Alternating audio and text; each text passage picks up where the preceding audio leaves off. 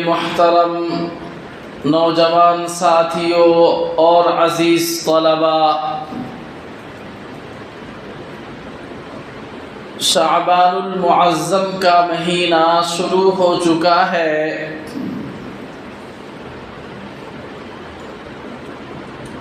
شعبان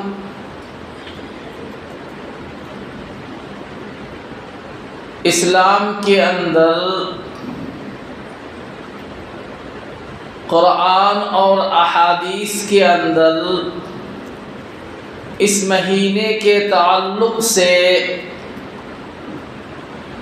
کئی اہم مضامین اور بہت سے قیمتی باتیں اس مہینے کی فضیلت کے تعلق سے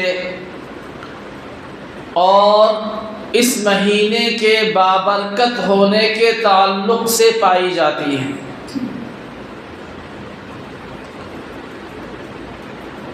آج کل ہمارے معاشرے میں کچھ ایسے کام لوگوں نے ایجاد کر لیے ہیں کہ جن کاموں سے بچنا ضروری ہے، اور بہت سے ایسے کام ہیں جنہیں کرنا چاہیے، ہم اس سے غافل ہیں، دور ہیں۔ شعبان کے مہینے کے بارے میں سرکار دو عالم صلی اللہ علیہ وسلم نے ارشاد فرمایا، شعبان شہری، کہ دیکھو شعبان یہ میرا مہینہ ہے۔ اور رمضان کے بارے میں نبی کریم صلی اللہ علیہ وسلم نے ارشاد فرمایا، وَرَمَضَانُ شَهْرُ اللَّهِ، اور رمضان کا مہینہ اللہ کا مہینہ ہے۔ شعبان کا مہینہ میرے نبی کا مہینہ ہے، اور رمضان کا مہینہ اللہ کا مہینہ ہے۔ اللہ کے نبی نے شعبان کے مہینے کی نسبت اپنی جانب فرمائی، تو ظاہر سی بات ہے اس میں کچھ مخصوص اعمال ہوں گے۔ اللہ کے نبی کی نگاہ میں اس مہینے کی کچھ مخصوص عظمت ہوگی، جس کی بنیاد پر آقا کریم صلی اللہ علیہ وسلم نے فرمایا کہ شعبان میرا مہینہ ہے۔ چنانچہ ایک دوسری حدیث کے اندر آتا ہے، اللہ کے نبی نے ارشاد فرمایا کہ جب شعبان کی 15ویں رات آئے، 14 دن گزر جانے کے بعد جو رات آئے گی، اس رات میں تمہیں چاہیے کہ تم قیام کرو، اور پھر اس کے بعد والا جو دن آئے گا، 15ویں تاریخ کا جو دن ہے، اس دن میں تمہیں چاہیے کہ روزہ رکھو۔ قوموا لیلہا وصوموا نہارہا کے الفاظ ہیں کہ 15ویں کی شب میں قیام کیا جائے، کثرت سے نفل عبادات کیا جائے، اور اس کے بعد والے دن میں نفل روزہ رکھا جائے، روزے کا اہتمام کیا جائے۔ تو اس لیے اس رات میں 15ویں شعبان کی رات میں ہمیں چاہیے کہ کثرت کے ساتھ نفل عبادات کو انجام دیں۔ البتہ اس سلسلے میں بسا اوقات ہم سے غلطیاں ہو جاتی ہیں، ہم جھنڈ کے شکل میں، اجتماعی شکل میں عبادات کو ضروری قرار دیتے ہیں، حالانکہ مفتی تقی عثمانی صاحب دام ظلہ العالی نے لکھا ہے کہ 15ویں رات کو عبادت کرنا ہے، لیکن تنہا عبادت کرنا ہے، گھر کے اندر نوافل کا اہتمام کیجیے، کثرت کے ساتھ نفل پڑھیے، قرآن پاک کی تلاوت کیجیے۔ گھر میں پرسکون ماحول میسر نہیں ہے، آ جائیے مسجد میں، کوئی حرج نہیں ہے، مسجد میں آ کر نوافل پڑھ سکتے ہیں۔ آپ کے آنے کے بعد کچھ اور لوگ بھی آ گئے، وہ بھی اپنی انفرادی اعمال میں مصروف ہیں، کوئی حرج کی بات نہیں ہے۔ باضابطہ اعلان کر کے لوگوں کو جمع کر کے اس طرح کی ترغیب دے کر عبادات کروانا یہ شریعت کے منشا کے خلاف ہے۔ لیکن تنہا تنہا بہت سارے لوگ اپنے شوق سے آئے عبادات کرنے کے لیے، مجمع اکٹھا ہو گیا، کوئی حرج کی بات نہیں ہے۔ تو اس رات میں کثرت کے ساتھ نوافل پڑھنا ہے۔ جب نفل نماز پڑھیں گے تو اس ٹکڑے پر عمل ہو جائے گا کہ قوموا لیلہا، اس رات میں کیا کرو بھائی، قیام کرو، اللہ کے سامنے کھڑے ہو جاؤ، نماز پڑھو، 2 رکعت پڑھو، 4 رکعت، 8، 10، 12، جتنی اللہ کی طرف سے توفیق ہو، اللہ سے دعا کرو، مانگو۔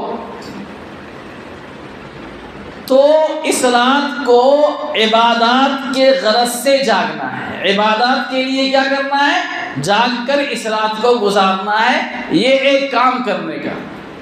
اور اس کے بعد والے دن میں روزہ رکھنا ہے۔ ایک دوسری حدیث میں اللہ کے نبی کے بارے میں آتا ہے کہ رمضان کے علاوہ سب سے زیادہ نفل روزہ اللہ کے نبی اسی شعبان کے مہینے میں رکھا کرتے تھے۔ دوسرے مہینوں میں بھی آپ سے نفل روزہ رکھنا ثابت ہے، لیکن کثرت کے ساتھ رمضان کے علاوہ نفل روزہ جس مہینے میں آپ صلی اللہ علیہ وسلم نے رکھا ہے وہ کون سا مہینہ ہے بھائی؟ وہ یہی شعبان کا مہینہ ہے۔ تو اس لیے ہم بھی کثرت کے ساتھ اس مہینے میں نفل روزہ اگر رکھنا چاہیں تو رکھیں، گنجائش ہے۔ البتہ 15 شعبان کے بعد ہمیں اور آپ کو نفل روزہ رکھنے سے منع کر دیا گیا ہے، تاکہ رمضان کا روزہ متاثر نہ ہو، کیونکہ وہ فرض روزہ ہے۔ اس نفل کے چکر میں اگر کسی نے فرض میں کوتاہی کر دیا تو ظاہر سی بات ہے اس کی گرفت ہو جائے گی، پکڑ ہو جائے گی۔ تو اس لیے 15 شعبان سے پہلے آپ جے دن اپنی سہولت کے ساتھ روزہ رکھنا چاہیں رکھیں، گنجائش ہے۔ اسی طریقے سے ایک اور روایت کے اندر آتا ہے کہ اما عائشہ صدیقہ رضی اللہ تعالی عنہا نے 15ویں رات کو اللہ کے نبی کو اپنے بستر سے غائب پایا، تو وہ اللہ کے نبی کے تلاش میں نکل گئی، یہاں تک کہ جب قبرستان پہنچی ہے تو وہاں انہوں نے اللہ کے نبی کو دیکھا، پھر وہاں سے واپس آ گئی۔ اللہ کے نبی کچھ دیر کے بعد گھر تشریف لائے تو پتہ چلا کہ اما عائشہ صدیقہ رضی اللہ تعالی عنہا کی سانسیں اکھڑ رہی ہیں، بہت بھاگتی ہانپتی ہوئی آئی تھی۔ تو اللہ کے نبی نے ایک جملہ ارشاد فرمایا کہ اے عائشہ، کیا تم یہ سمجھتی ہو کہ اللہ کے نبی تمہارے ساتھ خیانت کریں گے؟ اور پھر آپ نے اگلا مضمون ارشاد فرمایا کہ آج شعبان کی 15ویں رات ہے، آج کی رات میں اللہ رب العزت بے شمار مردوں کی مغفرت فرماتے ہیں، بہت سارے گناہگاروں کی اس رات میں بخشش کر دی جاتی ہے۔ اور آپ نے مثال دے کر سمجھایا کہ قبیلہ بنو کلب کے بکریوں کے جسموں پر جتنے بال ہوتے ہیں اتنی مقدار میں، بلکہ اس سے کہیں زیادہ اللہ کے نبی آج کی رات، اللہ تعالی آج کی رات میں مردوں کی بخشش فرماتے ہیں، مردوں پر سے عذاب کو ہٹا دیا جاتا ہے، عذاب سے انہیں چھٹکارا دے دیا جاتا ہے۔ اسی وجہ سے اس رات کا نام شب براءت پڑا۔ براءت کے معنی آتے ہیں چھٹکارے کے، عذاب سے رہائی مل گئی اور بخشش مغفرت ہو گئی، سزا سے چھٹکارا مل گیا، سزا معاف ہو گئی۔ تو اس بنیاد پر اس رات کو شب براءت کہا جاتا ہے۔ آپ صلی اللہ علیہ وسلم نے یہ بات ارشاد فرمائی، تو اس لیے اس رات میں آپ کے اس عمل سے ثابت ہوا کہ ہم کو اور آپ کو بھی قبرستان جانا چاہیے۔ البتہ قبرستان جانے کے بعد وہاں بہت سے لوگ خرافات والا عمل کرتے ہیں، اگربتیاں جلا دیتے ہیں، لائٹ اور روشنی کا انتظام کر دیتے ہیں بلا وجہ، کوئی موم بتی جلا رہا ہے، کوئی کچھ کر رہا ہے۔ ٹائمنگ کا تھوڑا دیکھ لیجیے اور 7 بچے حافظ وہاں کا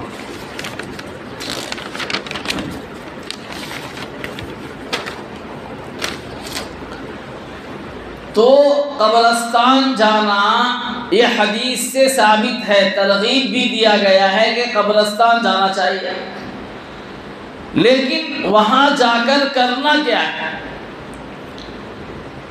وہاں جانے کے بعد آپ کو قرآن پاک کی اگر کوئی مکمل صورت یاد ہے یا کچھ آیات یاد ہیں، درود شریف ہے، ان سب چیزوں کو چپکے پڑھیے آہستہ آہستہ، اور نیت کر لیجئے کہ اس کا جو ثواب ہے وہ اس قبرستان کے تمام مردوں کو پہنچ جائے۔ تھوڑی دیر وہاں وقت گزار کر پھر واپس آ جائیے۔ یہ نہیں کہ بہت سے لوگ پھول چڑھانا شروع کر دیتے ہیں، چادریں چڑھاتے ہیں جا کر، اور فلاں جگہ بہت سارے خرافات کے اندر مبتلا ہو جاتے ہیں۔ وہ سب کام کرنے کا نہیں ہے، اصل کام جو ہے ایصال ثواب کا، مردے کو ثواب پہنچانا۔ اور مردے کو ثواب کس چیز سے پہنچے گا؟ آپ کے نیک عمل سے، اور نیک عمل قرآن پاک کی تلاوت ہے۔ وہاں ہاتھ اٹھا کر دعا مانگنے سے بھی منع کر دیا گیا ہے، دل میں دعا کریں گے اور واپس آ جائیں گے، اس لیے کہ ہاتھ اٹھا کر اگر آپ کسی قبر کے سامنے دعا کریں گے تو کسی کو یہ شبہ ہو سکتا ہے کہ یہ صاحب قبر سے مانگ رہا ہے۔ ارے شبہ کا اندیشہ ہے نا، اور مانگنا کس سے ہے؟ صرف اللہ سے۔ تو اس شبہ اور شک سے بچانے کے لیے شریعت نے کہا کہ قبرستان میں ہاتھ اٹھا کر دعا مت کرو، ہاتھ اٹھائے بغیر جو دل کے اندر تمنائیں ہیں، آرزویں ہیں، اس کو مانگو۔ مخاطب تمہارا اللہ کی ذات ہونی چاہیے۔ اسی طریقے سے اس رات میں بہت سے لوگ چراغاں کرتے ہیں، روشنیاں بے انتہا روشنی کا انتظام کرتے ہیں، اس کی ضرورت نہیں ہے۔ کہیں پٹاخے چھوڑے جاتے ہیں، کہیں کچھ، تو ان تمام اعمال سے بچنا ہے جو شریعت سے ثابت نہیں ہے، اور ان کاموں کو کرنا ہے جس کی شریعت نے ترغیب دی ہے، کرنے کا حکم دیا ہے۔ عبادات آپ جتنی چاہیں کیجئے، کوئی رکاوٹ نہیں ہے، قرآن پاک کی تلاوت کیجئے، ذکر و اذکار کیجئے، صدقہ خیرات کیجئے، مستحقین کو کچھ عنایت کیجئے، اور انفاق فی سبیل اللہ کا اصول یہ ہے، اللہ کے راستے میں جب آپ خرچ کریں تو آپ کی کوشش یہ ہو کہ اخفاء کے ساتھ، پوشیدگی کے ساتھ ہو، چھپا کر۔ ایک حدیث کے اندر اللہ کے نبی نے فرمایا کہ تم صدقہ اس طرح سے دو کہ اگر دائیں ہاتھ سے دے رہے ہو تو بائیں ہاتھ کو بھی خبر نہیں ہونی چاہیے۔ اس سے فائدہ کیا ہوگا؟ اس طرح سے جب آپ خرچ کریں گے اللہ کے راستے میں تو اس خرچ کرنے میں اخلاص زیادہ ہوگا، اور اخلاص کسی عمل کے قبولیت کی دلیل ہے۔ جتنا زیادہ آپ نیک نیتی کے ساتھ محض اللہ کو خوش کرنے کے لیے وہ عمل کریں گے، وہ کام اللہ کے یہاں زیادہ اہمیت کا حامل ہے، اس کا مقام مرتبہ بڑھا ہوا ہوگا۔ تو اس لیے خفیتاً انفاق کیجئے، صدقہ خیرات کیجئے۔ کوئی مسافر ملا، اللہ نے آپ کو وسعت دی ہے، اس کو کھانا کھلا دیجئے۔ تو اس طرح کے خیر خیرات جس کو مالی عبادات کہا جاتا ہے، ان مالی عبادات کو بھی انجام دینا ہے۔ اور بدنی عبادت نماز پڑھنا ہے، ذکر کرنا ہے، نوافل کا اہتمام ہے، یہ سب کام بھی آپ کیجئے، اس کی بھی اجازت ہے، گنجائش ہے۔ اسی طریقے سے قبرستان جانے کے وقت اس کا اہتمام کرنا ہے کہ اکیلے اکیلے چلے جائیں، یہ نہیں کہ جھنڈ کے شکل میں 10 20 50 لوگ ساتھ میں جا رہے ہیں، وہ ہنگامہ ہو رہا ہے، پھر واپسی میں بھی وہی شکل ہے۔ نہیں، اللہ کے نبی کے عمل کو دیکھیے، اپنی بیوی کو بھی نہیں بتلا رہے۔ واپس آنے کے بعد اماں عائشہ سے جب آپ نے بھانپ لیا کہ یہ کہیں باہر گئی تھی، تب آپ نے ان کو بتلایا۔ تو آپ کا یہ عمل قبرستان جانے کا عمل خفیتاً ہے، اکیلے آپ تشریف لے گئے۔ تو اسی طریقے سے آپ کو بھی جب قبرستان جانا ہے تو کیسے جانا ہے بھائی؟ اکیلے نکل جائیے۔ ہو سکتا ہے آپ کے پیچھے اور بھی لوگ آئیں، کچھ پہلے سے بھی جا کر ہوں، کوئی حرج نہیں ہے۔ وہاں پہنچنے کے بعد اگر کچھ لوگوں کا جمگھٹا ہو جائے، مجمع ہو جائے، کوئی حرج کی بات نہیں ہے۔ باضابطہ کمیٹی بنا کر مجلس کی شکل میں نہیں جانا ہے، یہ اللہ کے نبی کے عمل سے یہ بات ثابت نہیں ہوتی۔ خفیتاً اکیلے جانا یہ ثابت ہے، لہذا اس طرح سے ہم جائیں گے۔ اور قبرستان جانے کا ایک فائدہ یہ ہوتا ہے کہ آدمی کو اپنی آخرت یاد آتی ہے، اپنی قبر کی جو جگہ ایک نہ ایک دن بننے والی ہے اس کی یاد آتی ہے کہ دنیا میں ہم جتنا بھی اونچی اڑان اڑ لیں، لیکن ایک وقت میرا بھی یہی آنے کا ہے۔ تو آخرت کی یاد چونکہ تازہ ہوتی ہے، اس لیے حدیث پاک کے اندر اس کی ترغیب دی گئی ہے کہ قبرستان جانا چاہیے۔ اچھا، قبرستان جانا صرف اسی رات کے ساتھ خاص نہیں ہے، بلکہ آپ شعبان کے مہینے کے علاوہ دیگر مہینوں میں بھی کبھی بھی آپ کا دل چاہے آپ قبرستان جا سکتے ہیں۔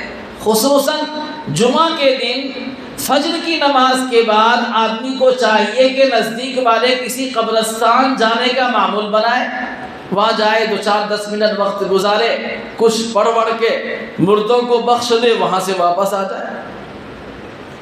تو اس طرح سے اگر آپ نے ہر جمعہ یا مہینے کے ایک جمعہ میں قبرستان جانے کا معمول بنا لیا تو یقین مانیے آپ کی آخرت کی توجہ بڑھ جائے گی، آپ کا دھیان اللہ کی طرف زیادہ ہو جائے گا۔ تو یہ بھی ایک فائدے والا عمل ہے، اس کو بھی ہم کر سکتے ہیں۔ بہرکیف یہ دنیا اللہ نے ہمیں اس دنیا میں وقت دیا، صحت تندرستی دیا ہے، عقل اور فہم دیا، اور بہت ساری نعمتوں سے اللہ نے نواز رکھا ہے۔ ان نعمتوں کی قدردانی یہ ہے، ان نعمتوں کا شکریہ یہ ہے کہ اللہ کی ان نعمتوں کو ہم استعمال کر کے ہم اللہ کو راضی کر لیں۔ جن کاموں سے اللہ اور اس کے رسول خوش ہوتے ہیں ہم ان کاموں کو انجام دیں، اپنے آپ کو معصیت سے، نافرمانی سے بچائیں، اور اللہ کی ناراضگی والے اعمال سے بھی اپنے آپ کو بچائیں۔ ایک مسلمان کی یہ ذمہ داری ہوتی ہے۔ تو بہرکیف شعبان کا مہینہ آیا، اس کے بعد رمضان کا مہینہ آئے گا۔ رمضان کو تو نیکیوں کا سیزن کہا جاتا ہے، تو اس لیے ان دنوں میں ہماری توجہ اور ہماری عبادات میں اضافہ ہونا چاہیے۔ مقدار کے اعتبار سے بھی، کیفیت کے اعتبار سے بھی ہماری عبادتوں کے اندر اضافہ ہونا چاہیے، زیادہ سے زیادہ ہم نوافل کے طرف متوجہ ہوں تاکہ ڈھیر ساری نیکیاں اپنی آخرت کے لیے ہم سمیٹ سکیں۔ انشاءاللہ ہم سب اس کی فکر کریں گے بھائی انشاءاللہ۔ اللہ رب العزت ہم سبوں کو کہنے سننے سے زیادہ عمل کی توفیق عطا فرمائے۔